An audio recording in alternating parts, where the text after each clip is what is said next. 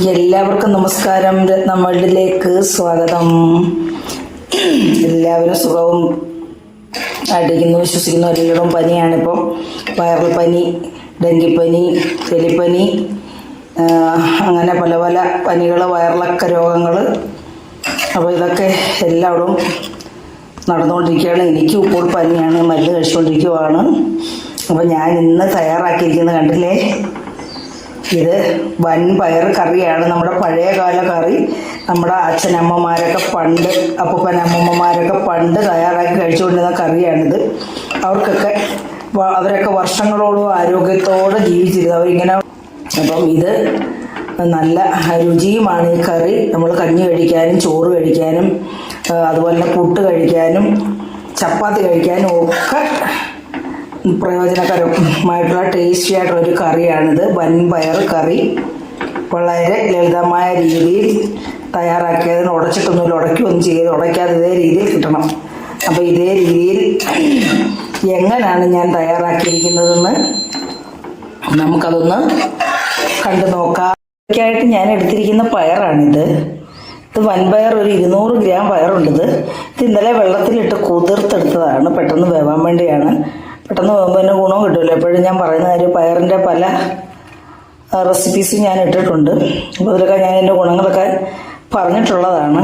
അപ്പം ഇത് കുതിർത്ത് വച്ചിരിക്കുന്നതാണ്. നമുക്ക് പെട്ടെന്ന് വേവുകയും ചെയ്യും, അതിൻ്റെ ഗുണവും നമുക്ക് ഇരട്ടി കിട്ടുകയും ചെയ്യും. ഇതിലേക്ക് ഇടാനായിട്ടൊരു 3-4 പച്ചമുളക്. ഇത് നല്ല പൊട്ട് പച്ചമുളകാണ്. നമ്മുടെ വീട്ടിൽ നിന്ന് എൻ്റെ മോള് പോയി പിച്ചിയാണ്, ഞാനുള്ള വഴക്ക് പറയുകയും ചെയ്തു. അതുകൊണ്ട് ഞാനിത് 4 ഉണ്ട്. എരിവില്ല, ഒട്ടുമില്ല. അപ്പോൾ ഇത് വേസ്റ്റായി കളയണ്ട, ഇതിനകത്ത് കിടക്കട്ടെന്ന് വിചാരിച്ചപ്പം നമുക്കിത് കുക്കറിലിട്ട് നെകക്ക വെള്ളം ഒഴിച്ച്, കറിയാണല്ലോ, പയർ കറിയാണല്ലോ, അപ്പം നെകക്ക വെള്ളം ഒഴിച്ച് ഉപ്പും മഞ്ഞൾപ്പൊടി ഇട്ട് ഒന്ന് വേവിച്ചെടുക്കാം. നമുക്ക് 2-3 വിസിലടിച്ച് ഇറക്കി വെച്ച് ആവി കളഞ്ഞെടുക്കാം. അല്ലാതെ ഒരു വിസിലടിച്ച് സിമ്മിൽ വെച്ച് 2-3 വിസിലും അടിച്ച് ഇറക്കി വെച്ചായാലും നമുക്കെടുക്കാം. എങ്ങനെ വേണമെങ്കിലും നമുക്കിത് വേവിച്ചെടുക്കാം. അതിനായിട്ട് ഞാനിത് കുക്കറിലേക്ക് മാറ്റാം. ഇതിലേക്ക് ഞാൻ ഇട്ട് കൊടുക്കുവാണ്.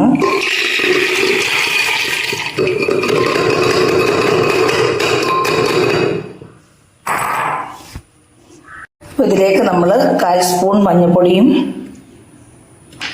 ആവശ്യത്തിന് ഉപ്പ്, ഞാനിപ്പോൾ ഒരു 1/2 സ്പൂൺ ഉപ്പാണ്. ഇത്രയും വേണ്ട, നമുക്ക് വേണമെങ്കിൽ ഉപ്പ് ചേർത്ത് കൊടുക്കാമല്ലോ, കറിയാകുമ്പോൾ നമുക്ക് 1/4 സ്പൂൺ ഉപ്പും ചേർത്ത് നെകക്ക വെള്ളം ഒഴിക്കണം. കറിയാണല്ലോ, അപ്പം നമ്മൾ നെകക്ക വെള്ളം ഒഴിക്കണം. അതേ രീതി. അപ്പോൾ നമുക്കിത് കുക്കറിൽ വെച്ച് വേവിച്ചെടുക്കാം. അപ്പോൾ നമ്മൾ ഈ പയറിനായിട്ട് ചേർക്കാനായിട്ട് എടുത്തിരിക്കുന്ന ഉള്ളിയാണിത്, ചേരുവയാണ്. അതായത് ഉള്ളിയും വെളുത്തുള്ളിയും.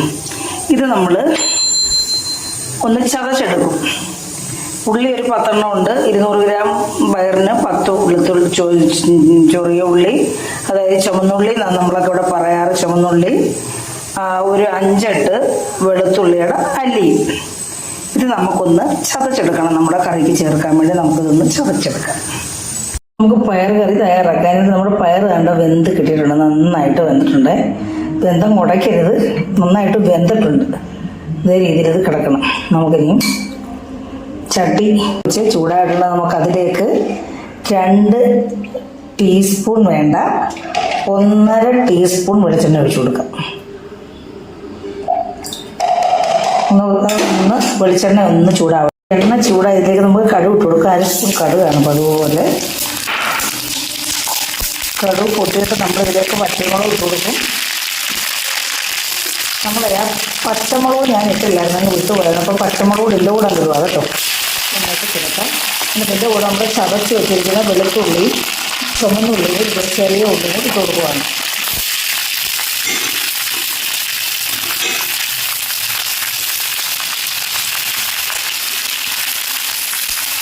പിന്നെ ഇളക്കി കൊടുക്കാം, നന്നായിട്ട് ഇളക്കി കൊടുക്കാം. നന്നായിട്ട് ഇളക്കി കൊടുത്ത് ഈ ചുമന്നുള്ളിയും ഈ വെളുത്തുള്ളിയും പച്ചമുളകും നന്നായിട്ടൊന്ന് മൂത്ത് വേവണം.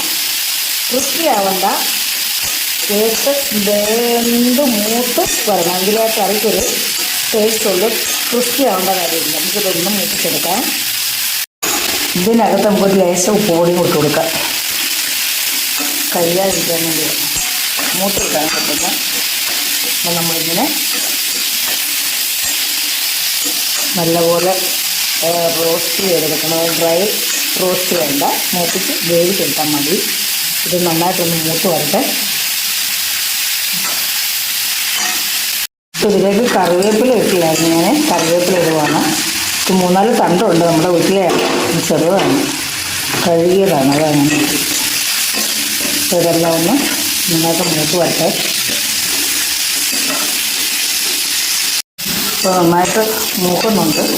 സാധാരണ ഈ കറി മലബാർ സൈഡിലൊക്കെയാണ് കൂടുതലും ഇത് വെക്കാറ്. അവർ ഇങ്ങനെയല്ല വെക്കുന്നത്, കുത്തിക്കാച്ചതെന്ന് പറയും. ഇതിനകത്ത് മുളക്, ഈ ചരടമുളക് അല്ലെ പാണ്ടിമുളക് അവർ ക്രഷ് ചെയ്ത് ഇതിനകത്തിടും. കുത്തിക്കാച്ചത് ഞാൻ ചെയ്ത് കാണിക്കുന്നുണ്ട്, കുത്തിക്കാച്ചെന്ന് പറയും.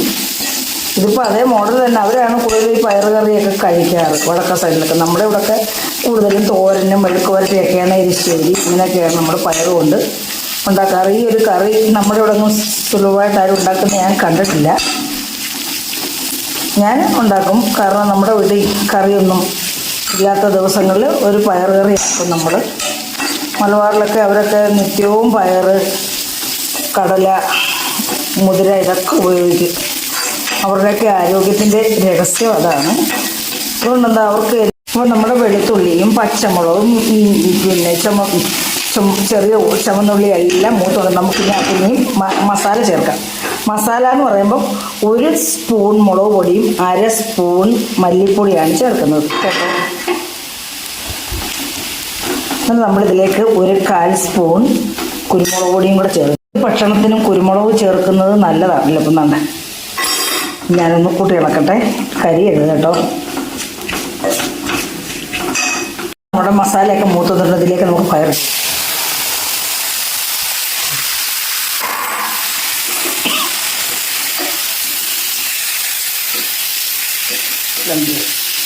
നല്ല ടേസ്റ്റ് ആയതുകൊണ്ട് ചോറ് കഴിക്കാനും കഞ്ഞി കുടിക്കാനും ഒക്കെ ഇത് മതി. മാത്രം പയർ നമ്മൾ ഉടക്കരുത് കേട്ടോ. ഉടച്ചാൽ അതിൻ്റെ രീതി അങ്ങ് കട്ട കെട്ടി ഉണ്ട പിടിച്ചിരിക്കും. നമ്മൾ തണുത്ത് കഴിയുമ്പോൾ ഉണ്ടയാവും. ഇത് കറിയായിട്ട് തന്നെ ഇങ്ങനെ കിടക്കണം. അതാണ് അതിൻ്റെ ടേസ്റ്റും ഭംഗിയും രുചിയും ഒക്കെ. നമുക്കിതിനകത്തോട്ട് നമുക്കിനി ഇതിലേക്ക് ആവശ്യത്തിന് വെള്ളം ഒഴിച്ചു കൊടുക്കാം. വെള്ളക്കറിയാണല്ലോ, നമുക്ക് വെള്ളം വേണം. കഞ്ഞി കഴിക്കാനും ചോറ് കഴിക്കാനും ചപ്പാത്തി കഴിക്കാനും ഒക്കെ നല്ല ബെസ്റ്റായിട്ടുള്ളൊരു കറിയാണിത്. അതല്ലേ, ഇത് ഉടക്കരുത് കേട്ടോ. ഈ പയർ ഉടച്ചാൽ ഈ കറിയുടെ ആ ടേസ്റ്റും ആ ഭംഗിയൊക്കെ അങ്ങ് പോകും. നമ്മൾ കറി ഉടയ്ക്കാതെ നമ്മൾ കോരി ഒഴിക്കുമ്പോൾ ഇതേ രീതിയിൽ കിടക്കണം. ഇങ്ങനെ കോരി ഒഴിക്കുമ്പോൾ ഇതേ രീതിയിൽ കിടക്കണം. അപ്പോൾ എങ്ങനെയാണ് ചെയ്യാവുള്ളത്. അപ്പോൾ നമ്മളിതിലേക്ക് ഇനി ആവശ്യത്തിന് കുറച്ച് പുളി വെള്ളവും കൂടെ ഒഴിച്ചു കൊടുക്കും. ഞാൻ പുളി ഇവിടെ പിഴിഞ്ഞ് വെച്ചിട്ടുണ്ട്. ആവശ്യത്തിന് അധികം പുളി വേണ്ട, കുറച്ച്. നമ്മൾ ഏത് ഭക്ഷണത്തിനും ഇച്ചിരി പുളിയില്ല പറ്റത്തില്ല. അപ്പോൾ കുറച്ച് പുളി വെള്ളം കൂടെ നമുക്ക് ഒഴിച്ചു കൊടുക്കും. കുറച്ച് മതി. നമ്മളുടെ പുളി നമുക്ക് എത്രത്തോളം ആവശ്യമുണ്ട് അതനുസരിച്ച് നമ്മളൊക്കെ ഇവിടെ തയ്യാറാക്കും. ഈ പയറിൻ്റെ ചാറ്, അതായത് പയർ വേവിക്കുന്ന ചാറുണ്ടല്ലോ, ഭക്ഷണം പണ്ടൊക്കെ എല്ലാവരുടെയും ഭക്ഷണം മിക്ക വീടുണ്ട് അങ്ങനെയാണ്. പയർ വേവിച്ചിട്ട് അതിൻ്റെ ചാറെടുക്കും. അതൊരു ചാറുകറി വെക്കും, നല്ല ടേസ്റ്റാണ്. പിന്നെ പയർ തോരൻ, അപ്പോൾ 2 കറി ആയില്ലേ. ഇതിപ്പോൾ നമ്മൾ പയർ കറി ആയിട്ട് ചാറെടുക്കാതെ തന്നെ കറിയായിട്ട് അങ്ങ് വെച്ചിരിക്കുകയാണ്. കണ്ടില്ലേ, നല്ല ഭംഗിയുമാണ്, കഴിക്കാൻ നല്ല ടേസ്റ്റുമാണ്. നമുക്ക് എത്രത്തോളം ലൂസ് വേണോ അതനുസരിച്ച് നമുക്ക് ലൂസാക്കാം. പക്ഷേ ഈ പയർ ഉടച്ച് ചേർക്കരുത്. ഉടച്ച് ചേർത്ത് അതിൻ്റെ ഈ കറിയുടെ ഭംഗിയും പോവും. നമ്മൾ ഇതൊക്കെ ഉണ്ട കെട്ടിയിരിക്കും. പിന്നെ നമുക്ക് കറിയായിട്ട് ഇങ്ങനെ കോരി ഒഴിക്കാൻ ഒരു ഭംഗി കാണത്തില്ല. അപ്പോൾ കണ്ടില്ലേ, ഇങ്ങനെ ഉപ്പൊക്കെ നല്ലതായിട്ടുണ്ട്, നല്ല ടേസ്റ്റും ഉണ്ട് കേട്ടോ. നിങ്ങളെല്ലാവരും വെച്ച് നോക്കണേ. വെച്ച് നോക്കിയിട്ട് അഭിപ്രായങ്ങൾ പറയണം. അപ്പോൾ എല്ലാവർക്കും ഈ കറി ഇഷ്ടപ്പെട്ടുവാണെന്ന് വിശ്വസിക്കുന്നു. എന്തെങ്കിലും പറയാൻ വിട്ടുപോയെന്ന് എനിക്കറിയില്ല, മറവിയൊക്കെ ഉണ്ട് ഇച്ചിരി. അപ്പോൾ എല്ലാവർക്കും എൻ്റെ കറി ഇഷ്ടപ്പെട്ടിടാമെന്ന് ഞാൻ വിശ്വസിക്കുന്നു.